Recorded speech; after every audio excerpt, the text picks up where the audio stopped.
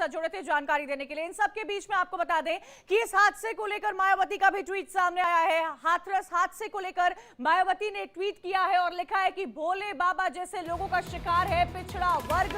हाथरस कांड के दोषियों के खिलाफ सख्त कार्रवाई होनी चाहिए। बाबा के बहकावे में गरीब, दलित और पीड़ित रहते हैं। मायावती उत्तर प्रदेश की पूर्व मुख्यमंत्री का यह बयान सामने आया है, जिन्होंने कहा है कि भोले बाबा जैसे लोगों का शिकार है पिछड़ा वर्ग। हाथरस कांड के दोषियों के खिलाफ सख्त कार्रवाई हो। बाबा के बहकावे में गरीब, दलित और पीड़ित है। ये एक के बाद एक 3 ट्वीट्स मायावती ने किए हैं, जिसमें उन्होंने साफ तौर पर लिखा है कि देश में गरीब, दलित, पीड़ितों आदि को अपनी गरीबी व अन्य सभी दुखों को दूर करने के लिए हाथरस के भोले बाबा जैसे अनेक और बाबा के अंधविश्वास और पाखंड के बहकावे में आकर दुख व पीड़ा को और नहीं बढ़ाना चाहिए, यही सलाह देती हूं। एक के बाद एक 3 ट्वीट्स किए गए हैं। प्रभात का एक बार फिर से रुख कर लेते हैं। प्रभात, देखिए इस पूरे मामले पर सियासत भी हो रही है, एक के बाद एक बयानबाजी हो रही है। और क्योंकि उत्तर प्रदेश की अगर बात की जाए तो वहां पर स्टेट पॉलिटिक्स का बहुत रुतबा देखने को मिलता है। इन सब के बीच में मायावती का ये बयान आना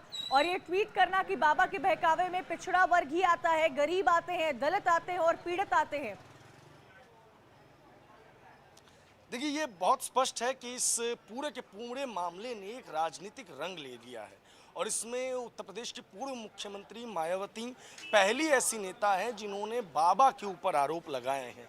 वरना अगर आप देखेंगे तो जितने भी चाहे नेता पक्ष के लोग हों, प्रतिपक्ष के लोग हों, विपक्ष की पार्टियां हों, उनका आरोप जो है योगी सरकार की प्रशासन पर रहा है। लेकिन एक बिंदु को किसी ने एड्रेस करना ज़रूरी नहीं समझा कि आखिर इतने लोग एक व्यक्ति के फॉलोअर कैसे बन गए और कौन वो लोग हैं। तो ये बात सत्य है, हमारे कैमरे ने ये चीज़ दिखाई है, इंडिया डेली लाइव की टीम ने ये चीज़ दिखाई है कि बाबा के जो भक्त हैं वो कहाँ रह रहे हैं, उनकी आर्थिक स्थिति क्या है, वो किस स्तर का जीवन जी रहे हैं। तो साफ साफ पता चलता है कि 10 लोगों के परिवार में 7 लोग मजदूरी कर रहे हैं। परिवार की जो मासिक आय है वो ना के बराबर है, उनका घर टूटा फूटा है।